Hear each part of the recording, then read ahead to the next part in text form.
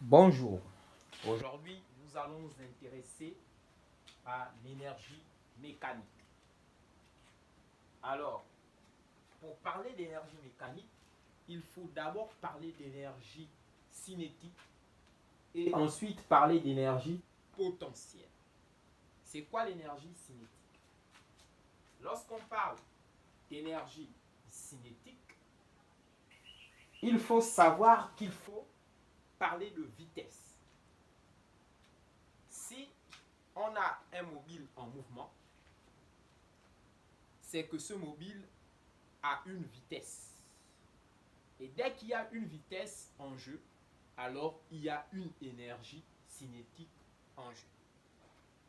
Nous pouvons nous intéresser lors d'un mouvement d'un mobile à l'énergie cinétique en un point, à une position quelconque du mobile. À t égale à x secondes par exemple, le mobile est situé au point A que l'on définit. Alors à ce point A, le mobile passe avec une vitesse qu'on peut noter VA, V indice A. Le mobile a une masse. Si le mobile a une masse, si le mobile a une vitesse, alors on peut avoir une énergie cinétique. C'est quoi l'énergie cinétique en un point A? C'est l'énergie cinétique que je peux noter ici, E indice C. Je mets en parenthèse le point qui est considéré. Ce sera égal à la moitié du produit de la masse du mobile par la vitesse du mobile à ce point A. C'est cela.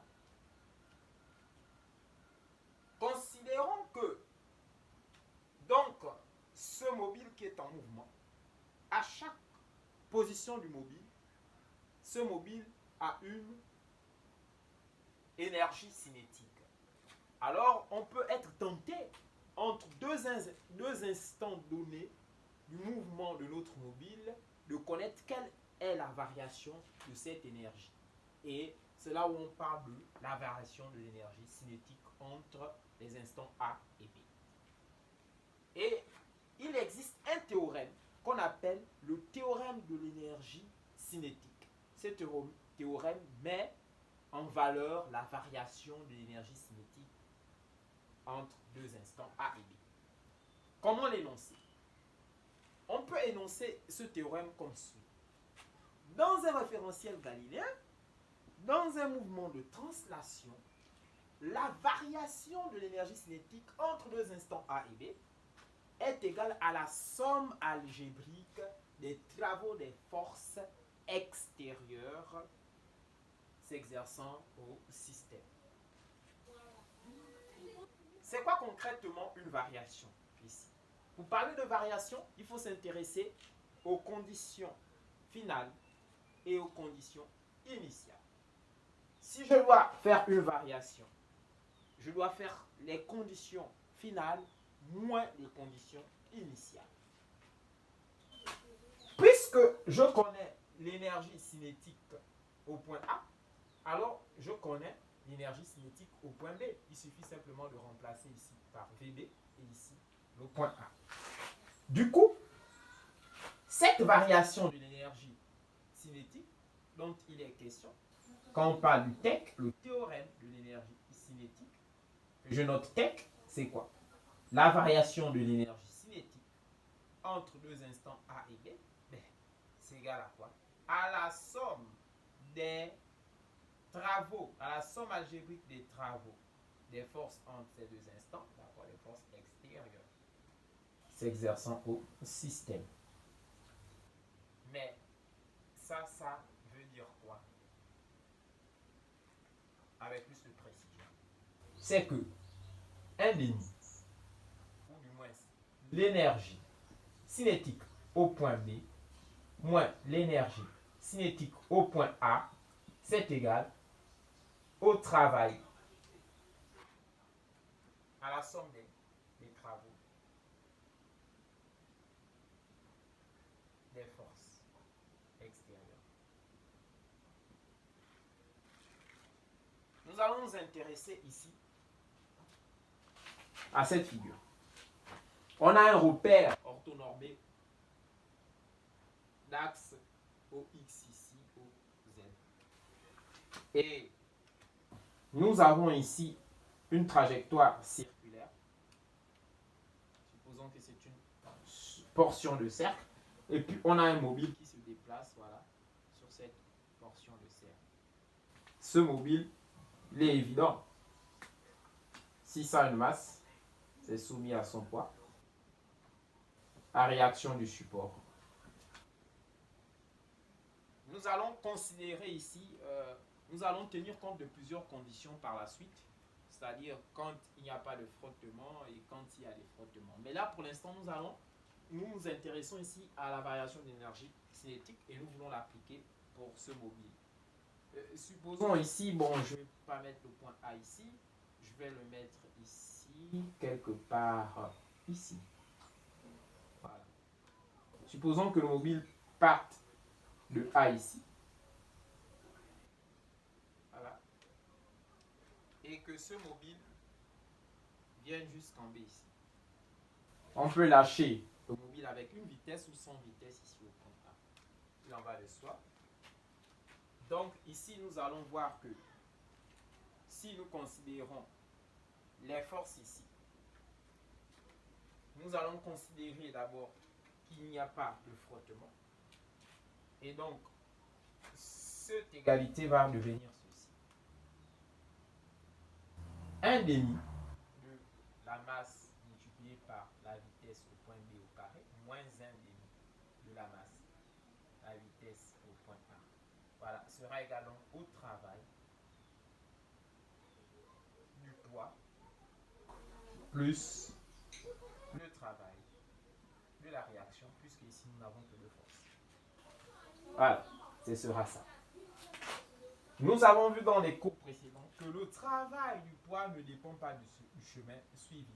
Et donc ce travail du poids, c'est égal à mgh.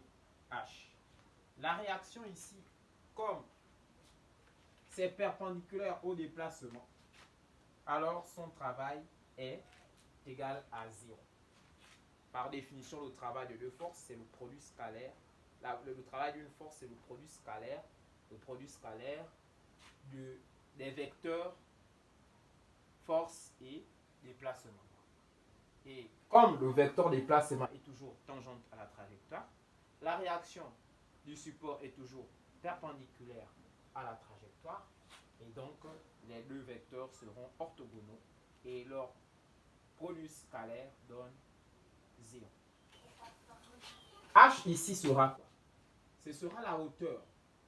Le mobile part du point A pour arriver au point B, et la hauteur donc H, c'est celle qui est ici.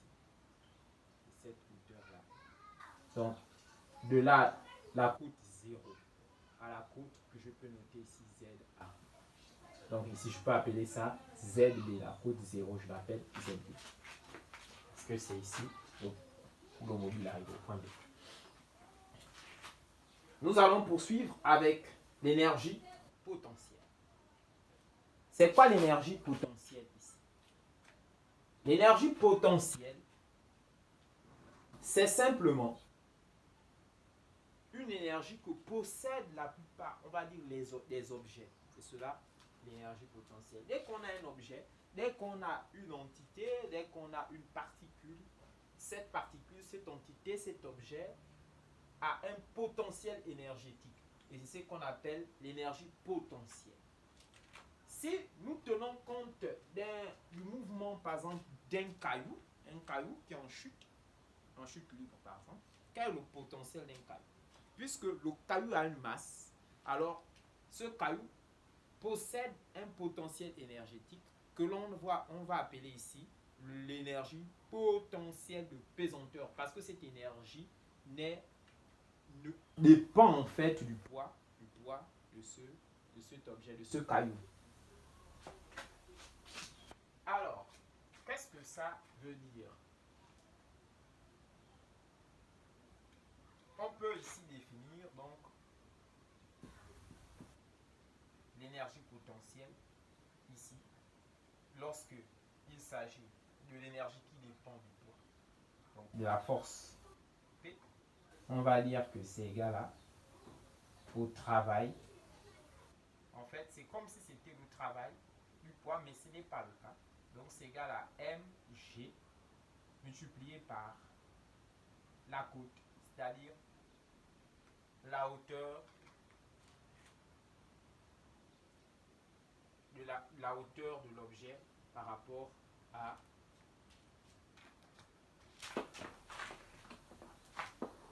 un support. Cela est un peu très grossier. C'est un peu très grossier de l'expliquer comme ça, mais ce qu'il faut savoir, c'est que si je prends un objet et que je mette par exemple cet objet-là à une certaine hauteur, eh bien, le potentiel énergétique de cet objet dépend de cette hauteur.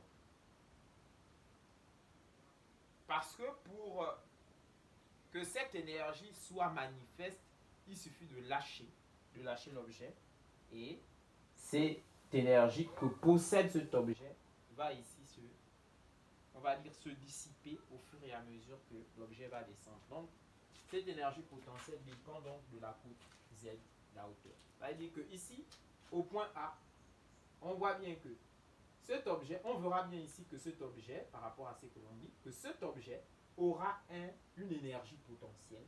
Et au fur et à mesure que cet objet va descendre, cette énergie potentielle va tendre à diminuer, voire à disparaître lorsque la hauteur va s'annuler. C'est effectivement ça, donc l'énergie potentielle de pesanteur. Mais il existe aussi l'énergie potentielle, une autre énergie potentielle, l'énergie potentielle électrique. Cette énergie potentielle, ça, l'énergie potentielle de pesanteur, on peut mettre le P ici, l'idée potentielle de pesanteur. L'énergie potentielle électrique, c'est UV. Et ça, c'est dans une prochaine séquence qu'on pourra en parler, parce que ici, nous voulons nous intéresser d'abord à l'énergie potentielle de pesanteur pour faire valoir en fait ici la connaissance sur l'énergie mécanique. Cette énergie potentielle ici, qui est directement liée à la tension électrique, c'est lorsque une particule est soumise, par exemple, à une force électrique dans un champ électrostatique. Voilà, c'est cela. Pourquoi parle-t-on d'énergie potentielle? C'est lorsque le travail, parce que tout cela dépend du travail de ces forces-là. Si le travail de la force ne dépend pas du chemin suivi, mais donc ça dépend d'un flux énergétique. Et ce flux énergétique, pour ce qui concerne ici là la force de pesanteur, c'est le travail du poids. Et pour ce qui concerne ici donc l'énergie potentielle électrique ici, c'est la tension électrique dans un flux électrique. Nous allons venir ici à l'énergie potentielle de pesanteur. Donc, on l'a déjà dit, cette énergie potentielle de pesanteur, voilà, c'est cette énergie qui dépend donc du poids et de la côte, donc de la hauteur où se trouve l'objet. Le poids ici, c'est défini par mg. Quand on parle d'énergie potentielle de pesanteur, on peut également parler de variation d'énergie potentielle de pesanteur. Si j'écris la variation d'énergie potentielle de pesanteur, ce sera donc l'énergie potentielle au point B moins l'énergie potentielle au point A. Et ça ici, ça va nous donner mg z zb, c'est-à-dire zb c'est 0, moins mg z za.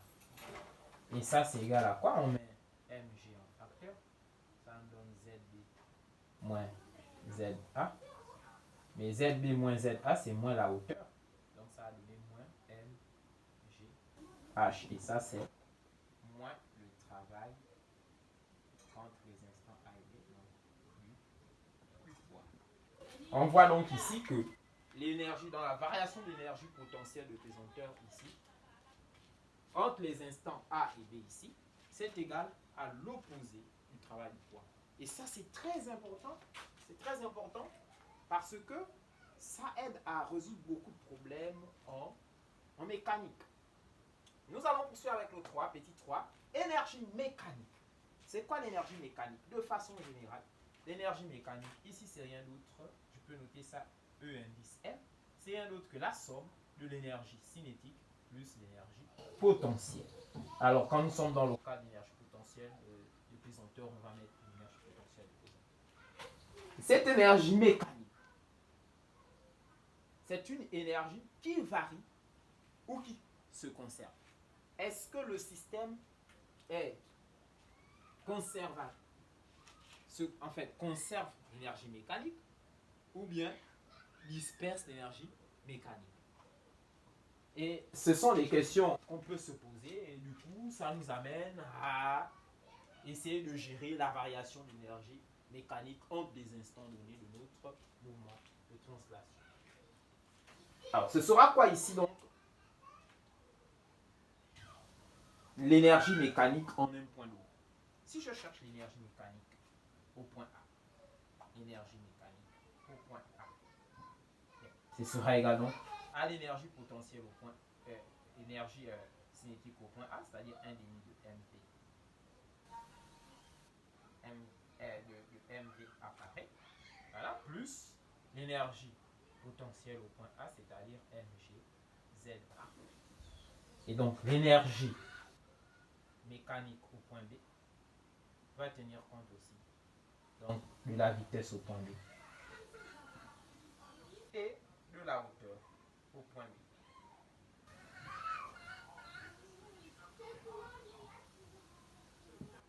Voilà. Nous pouvons par la suite donc nous intéresser à la variation de l'énergie mécanique. C'est quoi la variation d'énergie mécanique? Nous allons tenir compte de deux cas. Le cas sans frottement et le cas avec frottement. Lorsqu'il y a des frottements, ce sera quoi ici cette variation de l'énergie mécanique? La variation de l'énergie mécanique ici, ce sera égal quoi? À l'énergie mécanique au point A moins l'énergie mécanique. Donc l'énergie mécanique, donc condition finale, l'énergie mécanique au point B moins l'énergie mécanique au point A. Et donc nous aurons ici 1,5 de mv b au carré plus mgzb moins 1,5 de mva au carré moins mgza. Et c'est cela. Mais lorsque l'on regarde, on voit bien que si nous tenons compte de ceci et de cela, ça nous renvoie ici à la variation de l'énergie cinétique. La variation de l'énergie cinétique. Donc on peut dire que cette variation de l'énergie mécanique, c'est égal donc à la variation de l'énergie cinétique plus, regardez bien, ici on a une variation qui correspond ici à quoi? Qui correspond ici à l'opposé.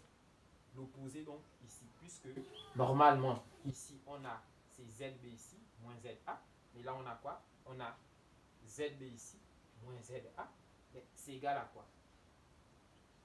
C'est égal ici à l'opposé donc du travail du poids. Et donc on peut réécrire ici ceci, donc c'est la variation de l'énergie potentielle, c'est ceci. Donc, plus la variation de l'énergie potentielle. Et cette énergie potentielle représentera le cas de notre exercice ici.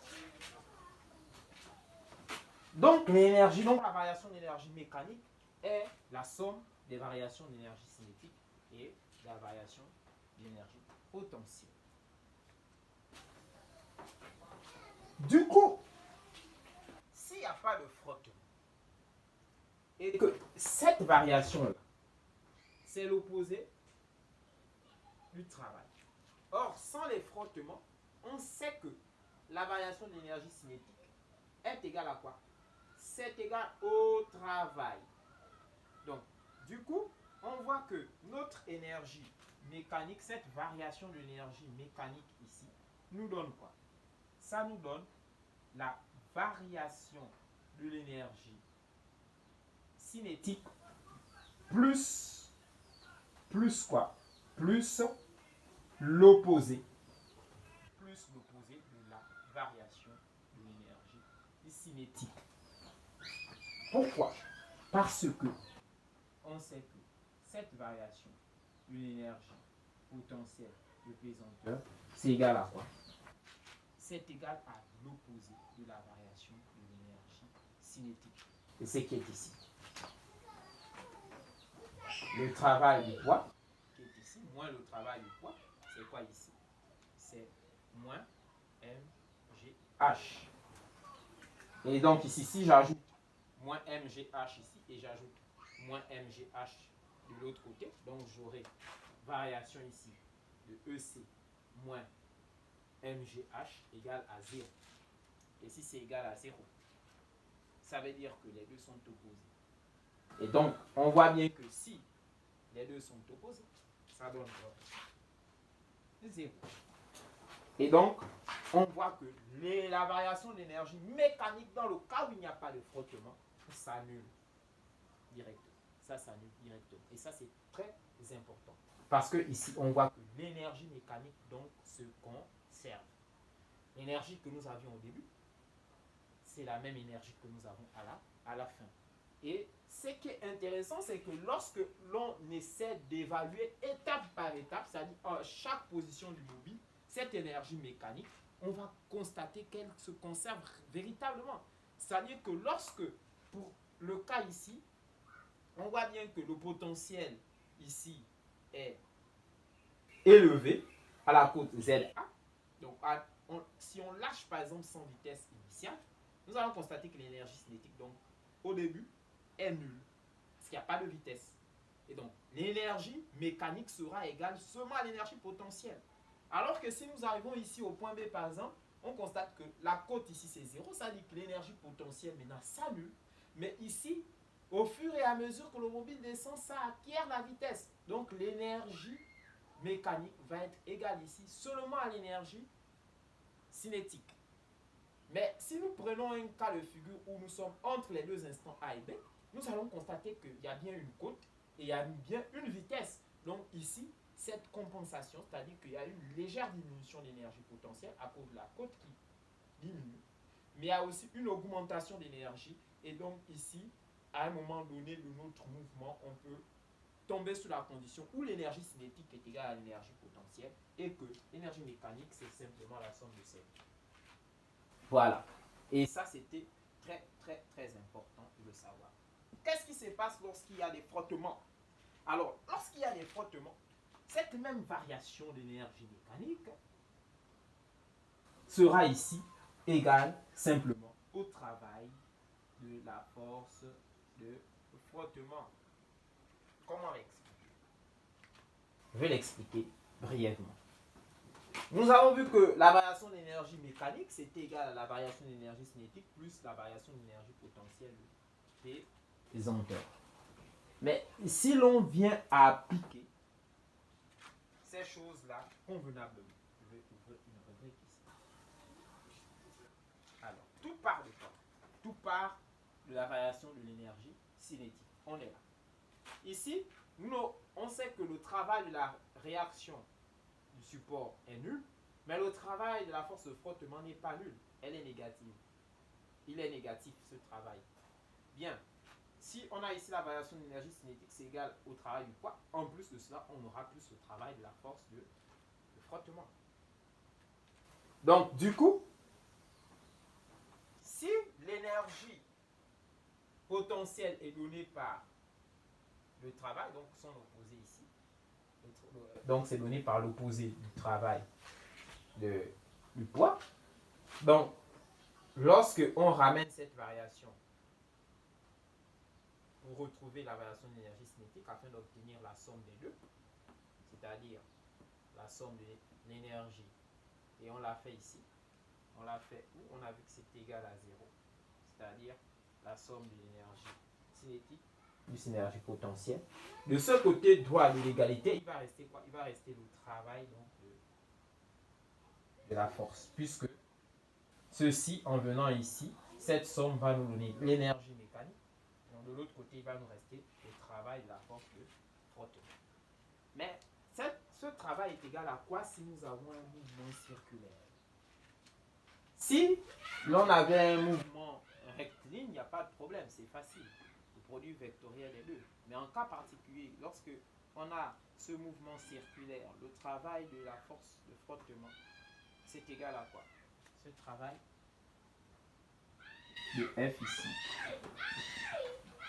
ben, c'est F scalaire déplacement AB. Or, ça c'est égal à quoi? C'est égal à la norme de F multiplié par le déplacement. Alors, ce déplacement, cette multiplication, le déplacement, c'est quoi ici? C'est quoi ici? Il faut tenir compte ici là, donc, de la longueur de l'arc de cercle là. Et cette longueur là dépend donc de l'angle qu'on aura ici, puisque ici on voit que l'angle alpha peut varier. Si on a quelques points ici là, on sait donc que c'est le rayon. C'est le rayon donc OA ici, multiplié par l'angle alpha. Alors, on aura donc OA multiplié par alpha. Et il faut en plus multiplier par le cosinus de l'angle orienté formé par ces deux vecteurs. On voit que le vecteur force déplacement va dans le sens contraire du déplacement du vecteur déplacement du mobile. Et ces deux vecteurs sont tangentes à la trajectoire, donc ce sont des vecteurs collinéaires mais de sens contraire. Leur angle en radian ici c'est pi. L'angle pi, si on rote dans le sens, si on part dans ce sens-là, je crois qu'on est à moins pi. Donc c'est moins pi ici, puisque l'on voit la position des vecteurs, ça donne moins pi. Ben, le cosinus de moins pi, c'est également le cosinus de pi. Donc je peux écrire le cosinus de pi ici. Et ça donne moins 1. Et puisque ça donne moins 1, donc on voit que ce travail-là, il sera négatif. Voilà. Et c'est ce que je voulais essayer de montrer ici, que le travail donc d'une force de frottement dans une portion de cercle ou dans un cercle, dans une trajectoire circulaire, je veux dire, c'est égal donc ici à moins F fois la longueur, c'est moins F fois la longueur donc de l'arc de cercle, donc la portion de l'arc de cercle, c'est exactement ça. Et ça c'est très important. On dit ici que dans ce cas où il y a des frottements, que l'énergie mécanique ne se conserve pas, donc le système est disperse de l'énergie, c'est-à-dire il y a non-conservation d'énergie, alors que là où il n'y a pas de frottement, alors le système conserve l'énergie mécanique. On va s'arrêter par là aujourd'hui. Je crois que j'ai essayé de faire le tour du mieux que je pouvais. J'espère que je vous ai aidé et que vous avez compris quelque chose sur la notion d'énergie mécanique. On se voit à un prochain cours, c'est-à-dire à une prochaine séquence.